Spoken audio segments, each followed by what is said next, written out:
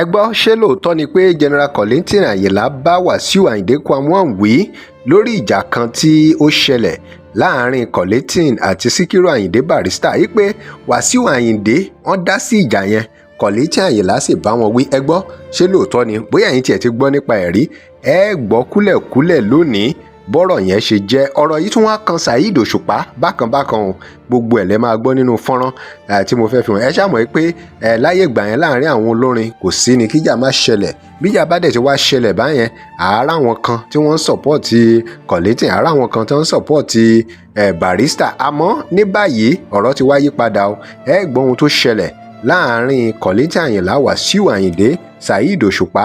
Bàbá yìí tún wá sọ̀rọ̀ ìyẹn General Kolington Ayinle wọ́n tún wá sọ̀rọ̀ lórí ìbáṣepọ̀ tí wọ́n ní pẹ̀lú Alhaja Salawa Abeni bí wọ́n ṣe pàdé gbogbo ẹ̀ lẹ́ máa gbọ́ nínú fọ́nrán tí mo mú wá fún yín mò ń bọ̀.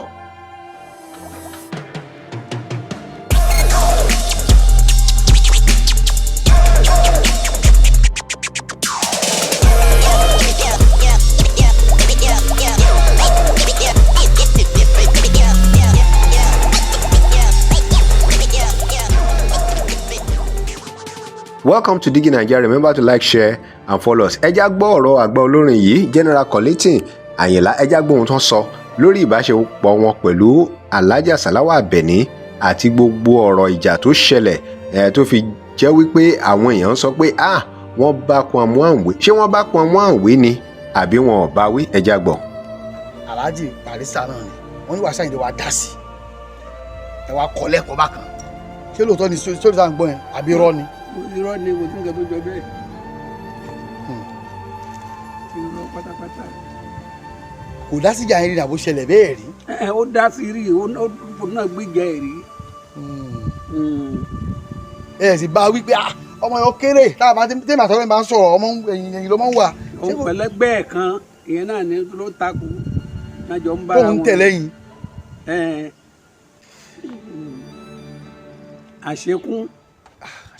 àṣekún owó ìyá òun lòun pẹ̀lú Wasiu yẹn jọ ń figagbága. nígbà yẹn tó òun kún yín bó wà ní àjọṣepọ̀ yẹn àti K1 lẹ́nu kí ni àjọṣepọ̀ yẹn àti K1 lẹ́nu. ìjọṣe mi pẹ̀lú K1 sọ́lídì gan-an. lẹ́nu ọjọ́ mẹ́ta yìí bàbá yìí Kolington General Kolington Ayinle tí wọ́n ń sọ nípa relationship wọn pẹ̀lú Wasiu Ayinde pé ó dẹ̀ ti wá solid gan báyìí. Normally ẹ rí pé àwọn bàbá ẹ̀ rí pé àgbà ti dé kò sí nǹkan tó fẹ́ fìjà ṣe mọ́ Wasiu Ayinde náà ń ṣọmọdé. Saheed Òṣùpá ẹ rí pé Saheed Òṣùpá òun náà bẹ̀rẹ̀ sí lájà pẹ̀lú gbogbo àwọn tó ní issues pẹ̀lú so kò sí point tí wọ́n ṣe máa hold on to àwọn issues tí wọ́n ti ní tẹ́lẹ̀ nítorí pé fún gbogbo wọn báyẹn kò sẹ́ni tó mọ̀gbà tí ọlọ́jọ́ máa dé. òun náà ni bàbá yẹn sọ pé báwọn ṣe wà yìí àwọn tẹ̀ ti gbàgbé nípa gbogbo àwọn ọ̀rọ̀ ìjà tó ń ṣẹlẹ̀ èmi jù ẹ̀ wo jù mí kíníkan ẹ rí i pé ìjà supremacy ó ṣẹlẹ̀ láàrin Kolington àti Barister supremacy issue yẹn náà tún ṣẹlẹ̀ láàrin Obe àti Sunny àwọn ọmọlẹ́yìn wọn náà ni ó ń cause problem yìí àbí kọ́lọ́run kó gbà wá lọ́wọ́ àwọn agbọ́ yìí sọ yìí tó máa ń da lérú tó ń dàárín àwọn èèyàn rú. ọmọ líle ni Saheed Ọlọ́run ló sọ sí lọ́kàn pé ṣe báyìí ṣe báyìí. ó sì fún ṣe. ó dẹ̀ fún ṣe òun náà dẹ̀ ti calm down. ọ̀nà hùwà pàǹlẹ̀ mọ́. tí n bá lọ kọrin ní Stadium Hotel òun náà máa ń wòran. wọ́n máa ń wò yín. wọ́n máa ń wòran àdúgbò tẹ́mi bá dẹ̀ ti kọrin díẹ̀ màá forin pè é màá ní kó máa bọ̀.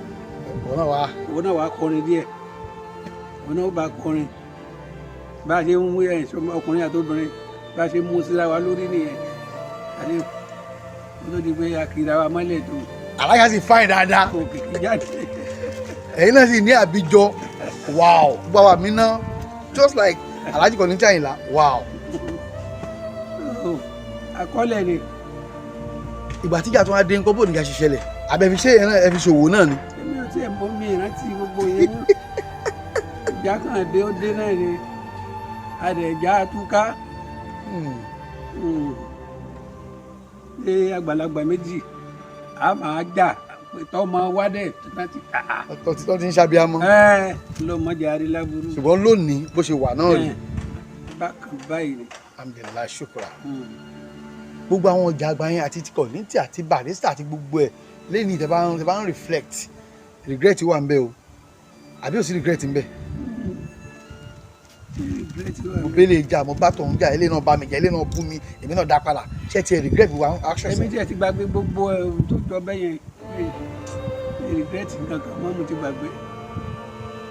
kò jẹ́ bó ti jẹ́ òun náà lẹ ti gbọ́ yẹn ẹyẹ èèyàn ẹ gbogbo ìgbà tí àwọn èèyàn kan bá ń bá yín tó ń sọ̀rọ̀ èèyàn kan fún yín ẹ ṣọ́ra nítorí pé bọ́n yín ń sọ̀rọ̀ èèyàn kan fún yín bẹ́ẹ̀ náà náà ń sọ fún ẹnìyẹn àwọn èèyàn wọn ìfẹ́ bíi tàlàáfíà wà àfi kán dabẹ̀rú bẹ́ẹ̀ gan ni ọ̀rọ̀ tó ṣẹlẹ̀ láàrin Kolington Ayinle àti Barister ẹ rí i pé bàbá yẹn sọ̀rọ̀ lórí gbogbo àwọn tí wọ́n máa ń tẹnu bọlẹ̀ wọ́n máa lọ ṣe gbọ́ yìí sọ yìí ẹ drop comment yín kí lè ròyìn lórí ohun tí bàbá yìí sọ. Remember to like, share and follow us. Thanks for watching.